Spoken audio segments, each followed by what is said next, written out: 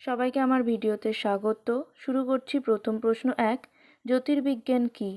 বিজ্ঞানের যে শাখায় গ্রহ বা নক্ষত্রের চলন, ছায়াপথ, ধূমকেতু প্রভৃতি সম্পর্কে গবেষণা এবং দিন, মাস, বছর গণনা করা হয়, সেই শাখাকে বা বিজ্ঞানকেই আমরা জ্যোতির্বিজ্ঞান বলি। 2 নম্বর প্রশ্ন, নীহারিকা কি? মহাবিশ্ব সৃষ্টির সময় যে অসংখ্য ধূলিকণা ও গ্যাসের মহাজাগতিক মেঘ তৈরি হয় তা হলো নীহারিকা। তৃতীয় প্রশ্ন, সূর্য, পৃথিবী ও অন্যান্য গ্রহ কোন ছায়াপথে রয়েছে? উত্তর, আকাশগঙ্গা বা মিল্কি ওয়ে। 4 নম্বর প্রশ্ন, সূর্যের পরে পৃথিবীর সবথেকে কাছের নক্ষত্র কোনটি? পৃথিবী থেকে এর দূরত্ব কত? উত্তর, প্রক্সিমা সেন্টাউরি। পৃথিবী থেকে দূরত্ব 41 লক্ষ কোটি কিমি বা 4.2 আলোকবর্ষ। 5 নম্বর প্রশ্ন, পৃথিবী থেকে সূর্যের দূরত্ব কত? উত্তর, 15 কোটি কিমি। 6 নম্বর প্রশ্ন, সূর্য থেকে পৃথিবীতে আলো আসতে কত সময় লাগে? উত্তর, 8 মিনিট 20 সেকেন্ড। 7 নম্বর, এক আলোকবর্ষ কি? উত্তর, বায়ুশূন্য অবস্থায় আলোর গতিবেগ 1 সেকেন্ডে প্রায় 3 লক্ষ কিমি। এই গতিবেগে 1 বছরে আলো যতটা দূরত্ব পার হয় তা হলো 1 আলোকবর্ষ। জ্যোতির্বিজ্ঞানীরা মহাবিশ্বের বিভিন্ন নক্ষত্র, ছায়াপথের দূরত্ব এই আলোকবর্ষ এককে পরিমাপ করেন। 8 নম্বর প্রশ্ন, নক্ষত্রমণ্ডল কাকে বলে? উত্তর, কাছাকাছি থাকা তারাগুলোকে কাল্পনিকভাবে যোগ করলে বিভিন্ন আকৃতি তৈরি হয়, এরকম এক একটা তারার ঝাঁককে বলে নক্ষত্রমণ্ডল। 9 নম্বর প্রশ্ন, সপ্তর্ষিমণ্ডল কাকে বলে? উত্তর, উত্তর আকাশে 7টি উজ্জ্বল তারাকে বলে সপ্তর্ষিমণ্ডল। 10 নম্বর প্রশ্ন, কোন নক্ষত্রমণ্ডল ইংরেজি এম অক্ষরের মতো দেখতে?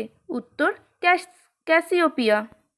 11 নম্বর প্রশ্ন, কোন নক্ষত্রমণ্ডল ক্রুশ চিহ্নের মতো দেখতে? উত্তর, বকমণ্ডল। 12, কালপুরুষ নক্ষত্রমণ্ডলকে কিসের সাথে কল্পনা করা হয়েছে? উত্তর, পুরাকাহিনীর এক সাহসী শিকারী রূপে। 13, টেলিস্কোপ কি? আকাশের জ্যোতিষ্কদের পর্যবেক্ষণ করার জন্য কাঁচ লাগানো বিশাল চোঙ আকৃতির যন্ত্রকে টেলিস্কোপ বলে। 14 নম্বর প্রশ্ন, তারাগুলো মিটমিট করে কেন? আমাদের পৃথিবীর চারিদিকে বায়ুমণ্ডল আছে। পৃথিবী থেকে বহু দূরে থাকা তারার আলো যখন এই বায়ুস্তর পেরিয়ে আসে তখন কেঁপে যায়। পৃথিবী থেকে দেখলে তাই মনে হয় তারাগুলো মিটমিট করে। 15, মানমন্দির কি? আকাশ দেখার জন্য কাঁচ লাগানো বিশাল চোঙ, দূরবীন বা টেলিস্কোপ দরকার হয়। প্রতিটি টেলিস্কোপের জন্য তৈরি করতে হয় বিরাট গোলাকার গম্বুজ, যাকে মানমন্দির বলে। 16 নম্বর প্রশ্ন, সূর্য কিভাবে তৈরি হয়েছিল? প্রায় 460 কোটি বছর আগে মহাশূন্যে ভাসমান ধূলিকণা, হাইড্রোজেন ও হিলিয়াম গ্যাসের বিশাল মেঘ সংকুচিত হয়ে জমাট বেঁধে তৈরি হয়েছিল সূর্য। 17, পৃথিবী ও অন্যান্য গ্রহ উপগ্রহ কিভাবে তৈরি হয়েছিল? সদ্য জন্মানো সূর্যে মহাকাশের কারণে পরমাণু পরমাণুতে ধাক্কা লেগে প্রচণ্ড তাপ আর শক্তি তৈরি হয়। এর ফলে জ্বলন্ত আগুনের গোলার মতো সূর্য থেকে আলো উত্তাপ ছড়িয়ে পড়তে থাকে। অবশিষ্ট ধূলিকণা, গ্যাস সূর্যের আকর্ষণে সূর্যের চারিদিকে প্রদক্ষিণ করতে থাকে। লক্ষ লক্ষ বছর ধরে এই ধুলোর মেঘ থেকে তৈরি হয় পৃথিবী ও অন্যান্য গ্রহ উপগ্রহ।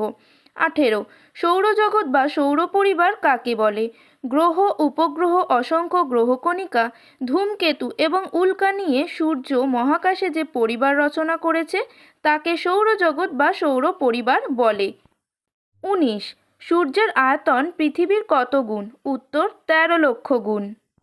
20 নম্বর প্রশ্ন, সৌরজগতে কটি গ্রহ আছে? উত্তর, 8টি। 21, সূর্যের সবচেয়ে কাছের গ্রহ ও দূরের গ্রহ কি কি? কাছের গ্রহ বুধ, দূরের গ্রহ নেপচুন। 22, সৌরজগতের সবচেয়ে বড় গ্রহ কোনটি? উত্তর, বৃহস্পতি। 23, দূরত্বের বিচারে আমাদের পৃথিবী কত নম্বরে আছে? উত্তর, 3য় নম্বরে। 24, সূর্যের বাইরের দিকের উষ্ণতা কত? উত্তর, প্রায় 6000 ডিগ্রি সেন্টিগ্রেড। 25, সূর্যের ভিতরের দিকের উষ্ণতা কত? প্রায় 1.5 কোটি ডিগ্রি সেন্টিগ্রেড। 26, পৃথিবীর চেয়ে সূর্য কত গুণ ভারী? উত্তর 3,00,000 গুণ ভারী। 27 সূর্যরশ্মির কত ভাগ আলো পৃথিবীতে এসে পৌঁছায়? উত্তর 200 কোটি ভাগের 1 ভাগ মাত্র পৃথিবীতে এসে পৌঁছায়। ধন্যবাদ। এই ভিডিওটি আপনাদের পছন্দ হলে সাবস্ক্রাইব, লাইক আর কমেন্ট করে পাশে থাকবেন এরকম আরও ভিডিও পাওয়ার জন্য।